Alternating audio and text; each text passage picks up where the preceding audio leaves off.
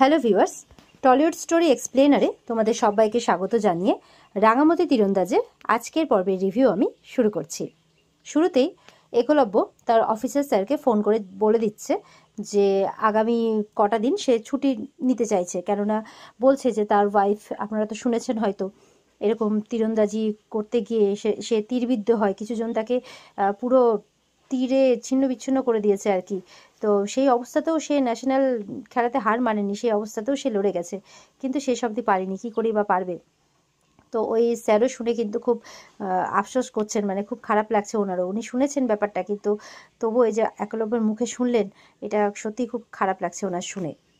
তো বলছে যে তারপরে একটা ক্রিটিক্যাল অপারেশন হয়, ডক্টররা কোনো ক্রমে ওকে বাঁচানোর চেষ্টা করে, কিন্তু লাস্ট অবধি ও ওখান থেকে কিডন্যাপড হয়ে যায়, মানে কিডন্যাপ করে নেওয়া হয় ওই অবস্থাতেই।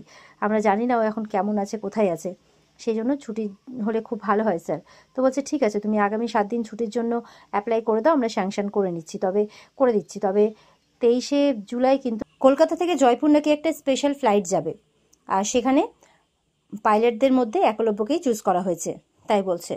তখন বলছে আচ্ছা ঠিক আছে স্যার, ততদিনে হয়তো রাঙা ফিরে চলে আসবে, সমস্ত কাজটা মিটে গেলে আমি আপনাকে জানাচ্ছি, তাই বলে দিয়ে ফোনটা রেখে দেয়। এরপরে দেখা যাচ্ছে একলব্য রাঙার সমস্ত জিনিসগুলো দেখছে, রাঙার কথা ভাবছে, রাঙার শাড়ি, রাঙার মানে অ্যাওয়ার্ড, মানে সমস্ত মানে ট্রফি যেগুলো পেয়েছে আর কি, সমস্ত কিছু দেখছে, রাঙার কথাই ভাবছে, আর মনটা খারাপ একলব্যের। এরপরে রাঙার শাড়িগুলো নিতে নিতে হঠাৎ করে একটা ডায়েরি পড়ে, সেই ডায়েরির পাতা উল্টে দেখছে যে রাঙা ওখানে তারই ব্যাপারে লিখে রেখেছে, মানে একলব্যের সাথে কাটানো যে মুহূর্তগুলো, যেগুলোকে রাঙা এনজয় করেছে, রাঙার ভালো লেগেছে, সেই সমস্ত মুহূর্তের কথা সেই ডায়েরিতে রাঙা লিখে রেখেছে। আর সেগুলো পড়ে একলব্যের চোখে জল চলে আসে। সেখানে লেখা রয়েছে, আজকে অরুণবাবু আমার সাথে ভালো করে কথা বলেছে। কোনো পেজে লেখা রয়েছে, আজকে আমি প্রথম উড়নবাবুর সাথে একই বিছানায় শুয়েছি। আমার তো খুব ভয় করছিল, লজ্জাও লাগছিল, কিন্তু উড়নবাবু আমাকে কিচ্ছু বলেনি। কিন্তু জানিস তো, আমি না ওখান থেকে পড়েও গিয়েছিলাম বিছানার থেকে, আমার কোমরে এখনও ব্যথা আছে, কিন্তু আমি উড়নবাবুকে কিচ্ছু জানাইনি। এই সমস্ত কিছু একলব্য পড়ছে আর হাসছে।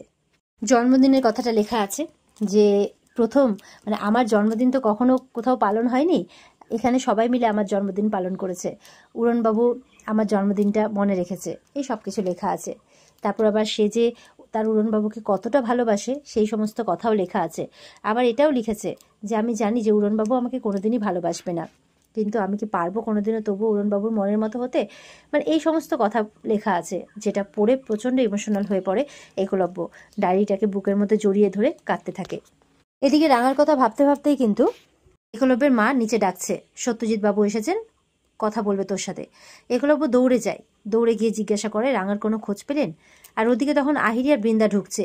আহিরি তো নাটক করে, কোনো খোঁজ পেলেন রাঙার, প্লিজ একটু তাড়াতাড়ি খুঁজুন না, নাহলে বাড়ির লোকজন সবার অবস্থা খুব খারাপ। বৃন্দা বলছে মেয়েটাকে যে কে কোথায় নিয়ে গেল। সত্যজিৎ বাবু বলছেন না, কোনো খোঁজ পাওয়া যায়নি, চিরুনি তল্লাশি হচ্ছে, আমরা খোঁজ করছি, পুরো বাড়ি, প্রত্যেকটা বাড়িতে বাড়িতে সার্চ করা হচ্ছে, প্রত্যেকটা এক্সিট পয়েন্টে গার্ড বসিয়ে দেওয়া হয়েছে, পুলিশ গার্ড, মানে ওরা কোথাও বেরোতে পারবে না, মানে ওখান থেকে চাইলেও ওই এলাকা থেকে ওরা বেরোতে পারবে না। এইসব শুনে বৃন্দার আহিরি কিন্তু ভয় পাচ্ছে, বলছে আশা করি 24 ঘন্টার মধ্যে রাঙামতিকে আমরা খুঁজে বের করবোই। বৃন্দা বলছে আপনারা যেভাবেই হোক খুঁজে বের করুন, হাজার হোক, ওর এই অবস্থার জন্য কোথাও না কোথাও গিয়ে আমারও তো ভূমিকা আছে, আমি রাঙার মুখোমুখি হতে চাই, হয়ে ক্ষমা চাইতে চাই, এই নাটকগুলো শুরু করেছে। তখন তার কথায় কেউ পাত্তা না দিয়ে একলব্যের মা বলছে আচ্ছা রাঙা ওই এলাকাতেই আছে, এটা ছাড়া আর কিছু জানতে পেরেছেন? তখন বলছে হ্যাঁ জানতে পেরেছি। আর এটা শুনে আহিরিদের কিন্তু অবস্থা খারাপ, মানে একদম ভয় পেয়ে চোখ বড় বড় করছে। বলছে আরেকটা ইম্পর্টেন্ট আপডেট আছে, আর যেটা খুব ইন্টারেস্টিং। তো ইন্টারেস্টিং শুনে একলব্যের মারা জিজ্ঞাসা করছে, তো বলছে হসপিটালের কোনো সিসিটিভি ফুটেজ আমরা না পেলেও ওখানকার রাস্তার বাইরের সিসিটিভি ফুটেজ কিন্তু আমরা পেয়েছি, সেখান থেকে যারা রাঙাকে ধরে নিয়ে যাচ্ছিল তাদের ছবি তুলে সেই ছবিগুলোকে স্ক্যান করে তাদের আমরা চিনতে পেরেছি। আর এটা শুনে কিন্তু বুঝতেই পারছেন অবস্থা কেমন হওয়া উচিত, মানে ওদের সেই অবস্থাটাই হচ্ছে বৃন্দা আর আহিরির। তো বলছে তারা খুব লোকাল গুন্ডা আর কি, মানে খুব লোকাল, মানে ছ্যাচোর টাইপের আর কি, মানে ওই কটা টাকার লোভেই শুধুমাত্র এই কাজগুলো তারা করে থাকে। বলছে পাপ্পু, হাফ প্যান্ট, বল্টু, পটাং, এই সমস্ত নাম বলছে, এসব লোকালেরা। আর যারা মেয়েদের মধ্যে ছিল, মানে মেয়েদের মধ্যে যারা ছিল তারাও লোকাল ছিচকে ক্রিমিনাল, তারা প্রত্যেকে এই কাজগুলো করে শুধুমাত্র পয়সার লোভে।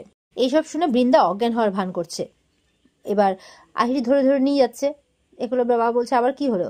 বলে ওই কিছু না, মানে কেউ কিন্তু অত দৌড়ে যাচ্ছে না, ওর প্রতি অতটা কিছুই নেই বলতে গেলে পরিবারের, ওই বাধ্যতামূলক রেখেছে তাই। কোনো কিছু ক্লু পেলে আবার সন্দেহের দিকে, মানে সন্দেহের নজরেই রাখবে তাকে, এরকম একটা ব্যাপার। তো আহিরি বলছে হয়তো প্রেশার টেশার ফল্ট করেছে, একটু বেশি মিলমেলাপ দেখাচ্ছে বৃন্দার সাথে। তো বৃন্দাকে নিয়ে গিয়ে সোফাতে বসায়। এবার কিন্তু ইচ্ছে করে তো অজ্ঞান হওয়ার ভান করেছে, এই সুযোগে আহিরির সাথে দুটো কথা বলতে পারবে। তো বৃন্দা এই সুযোগে আহিরিকে বলছে এইভাবে যদি ওই ছিচকেগুলোকে ধরে জেরা করে তাহলে তোমার ওই জেলের বন্ধুটা ধরা পড়ে যাবে। আহিরি বলছে চুপ করো, এখন কোনো কথা বলো না, কিচ্ছু হবে না। এবার আহিরির নাটক আবার শুরু। এই সত্যজিৎ বাবু, আপনি বসে না থেকে ওই ওদেরকে জেরা করুন, যাদেরকে ধরতে পেরেছেন ওই ছিচকেগুলোকে, কান টানলেই মাথা আসবে, এইভাবে বলছে। বৃন্দা মনে মনে ভাবছে কি বলছে রে বাবা। সত্যজিৎ বাবু বলছেন এক্স্যাক্টলি, আমরাও ঠিক সেটাই করাই চেষ্টা করছি। তবে এরা না এই সমস্ত কাজ করে শহর থেকে পালানোরই চেষ্টা করে, আন্ডারগ্রাউন্ড হয়ে যায়। তবে ওরা এই সমস্ত কাজ করার আগে আমরা ওদের ধরে ফেলবো। বলছে আরেকটা ইম্পর্টেন্ট কথা, রাঙামতি কিন্তু আমাদের জন্য খুব ইম্পর্টেন্ট একটা অ্যাসেট। ও আমাদের হয়ে অনেক কাজ করেছে, অনেক ক্রিমিনালদের, বড় বড় ক্রিমিনালদের ধরতে সাহায্য করেছে, অনেক মিশন সাকসেসফুল করেছে। সুতরাং আমরা ওর কোনো ক্ষতি হতে দেব না, নিশ্চিন্তে থাকুন। এরপর সত্যজিৎবাবু চলে যাওয়ার পর তো একলব্যের শাশুড়ি বলছেন যে ওরা প্রত্যেকে ধরা পড়ুক, প্রত্যেকে। এমন কি করেছে আমার রাঙা যে ওর পেছনে পড়ে গেছে একবারে ওরা, আমি জানতে চাই, ওদের শাস্তি হোক প্রত্যেকের, তাই বলছে। আর আহিরি আর বৃন্দা ওর মায়ের দিকে তাকিয়ে আছে। শয়তান তো ওরাই না, কথাগুলো তো ইনডাইরেক্টলি ওদেরকে বলা হচ্ছে।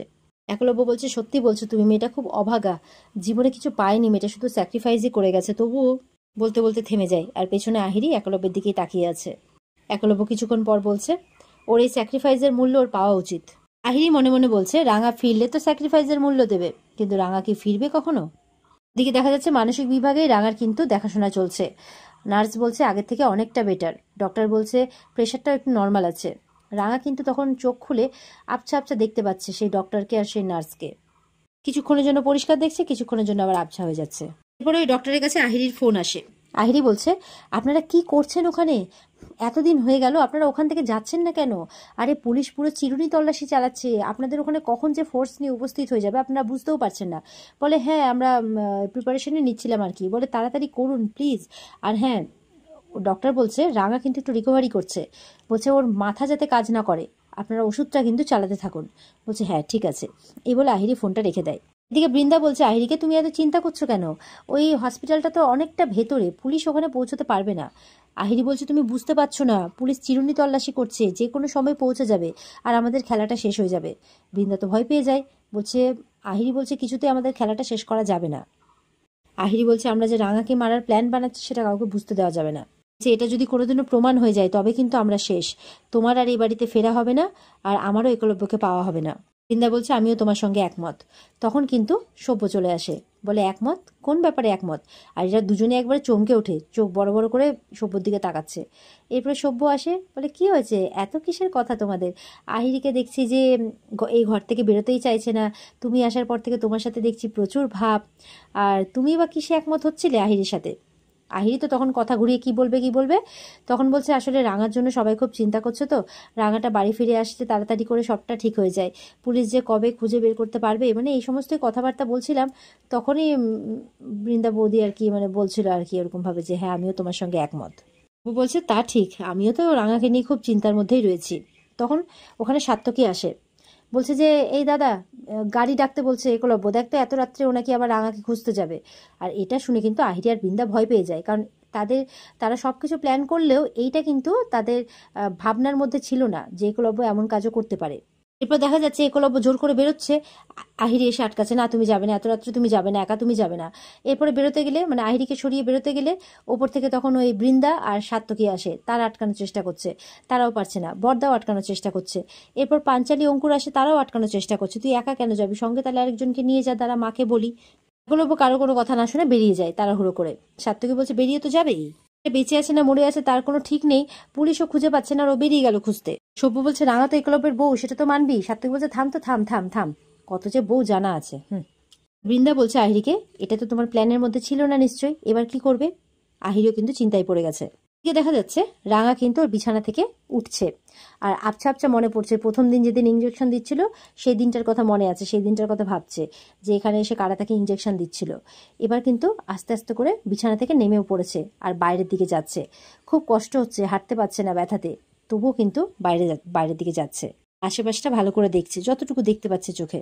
এখানেই কিন্তু আজকের পর্ব শেষ হয়ে যায়। তো বন্ধুরা, এই ছিল আজকের পর্বের রিভিউ। কেমন লাগলো কমেন্ট করে অবশ্যই জানাবে, আর আমাদের সাথে জুড়ে থাকতে আমাদের চ্যানেলকে সাবস্ক্রাইব অবশ্যই করবে। আর আমাদের কাজ সেটা হচ্ছে তোমাদের পছন্দের ধারাবাহিকগুলোর মানে এপিসোডে কি হতে চলেছে আগামীতে, সেটার যতটা সম্ভব জানান দেওয়া। আর এই পর্বের বিস্তারিতটা যদি তোমরা দেখতে চাও, তাহলে অবশ্যই কিন্তু স্টার জলসার পর্দায় চোখ রাখবে। তাহলে ভালো থেকো সবাই, দেখা হচ্ছে, টাটা।